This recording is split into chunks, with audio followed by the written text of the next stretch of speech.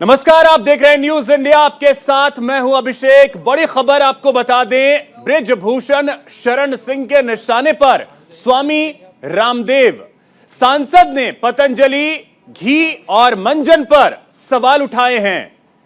आपको बता दें कि पहले उन्होंने घी पर सवाल उठाए और अब उन्होंने मंजन को नकली बताया है।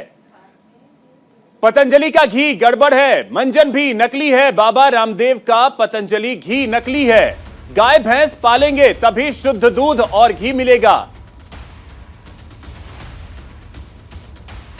बीजेपी सांसद ने बाबा रामदेव की पतंजलि कंपनी पर प्रहार किया है। अपने बयानों को लेकर चर्चा में रहने वाले बृजभूषण सिंह ने पतंजलि घी को नकली बताया है। उन्होंने कहा कि अपने बच्चों को स्वस्थ रखने के लिए घरों में गाय भैंस पालिए, नहीं तो रामदेव का नकली घी खाना पड़ेगा। इतना ही नहीं, बीजेपी सांसद बृजभूषण सिंह ने बाबा के मंजन पर भी सवाल खड़े किए हैं। उन्होंने कहा कि पतंजलि का मंजन भी नकली है।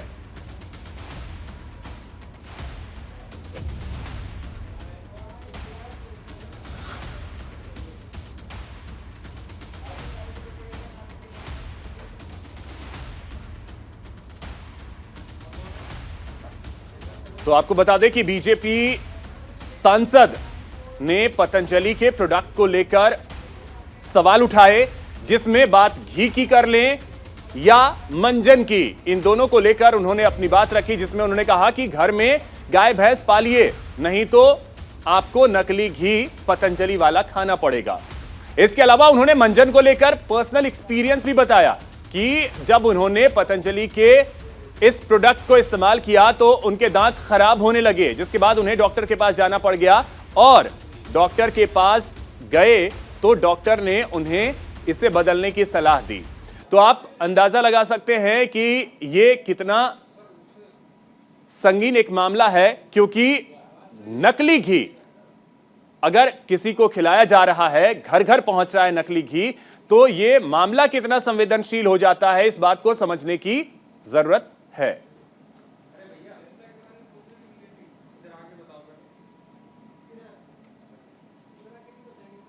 तो बाबा रामदेव ने सीधे तौर पे तो महर्षि पतंजलि के नाम को यूज किया ना। अब उसके लिए हम क्या कर सकते हैं? हम उनको यही कह रहे हैं, भगवान उनको सद्बुद्धि दे कि इस नाम का जो है मतलब उपयोग करना बंद करें।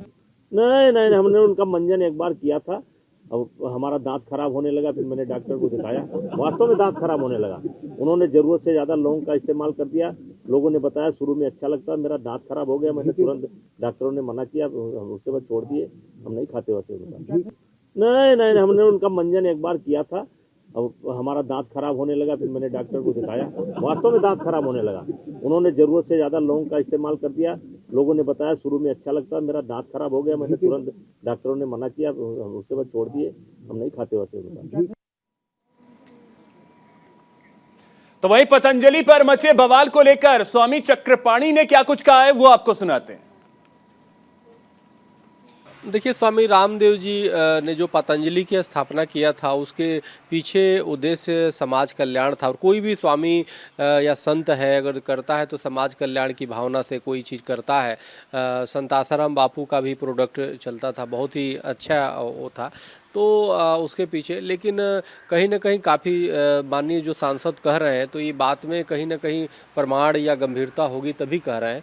तो हमें लगता है कि स्वयं पतंजलि और स्वामी रामदेव जी को आगे बढ़ के उसकी जांच कराया जाना चाहिए, और माननीय सांसद जो आरोप लगा रहे हैं उसका स्पष्टीकरण देना चाहिए।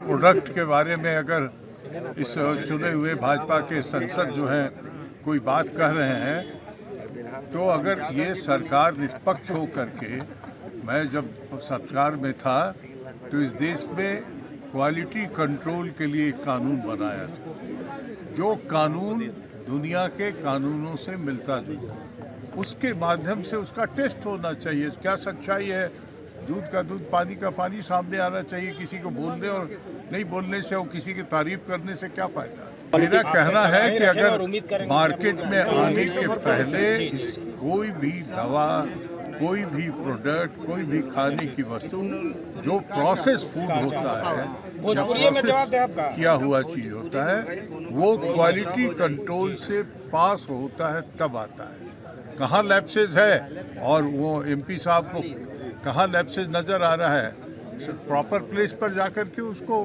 कंप्लेंट करें।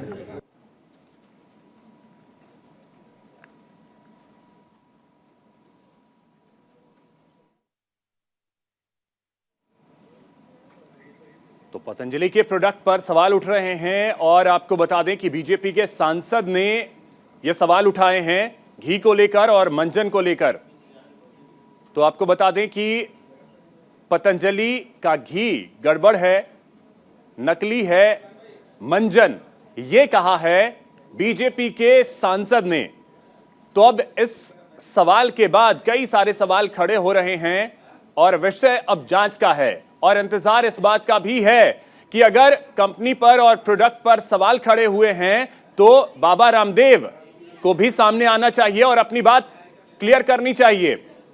अगर ये प्रोडक्ट बिल्कुल सही है तो इसे भी प्रमाणित करना चाहिए।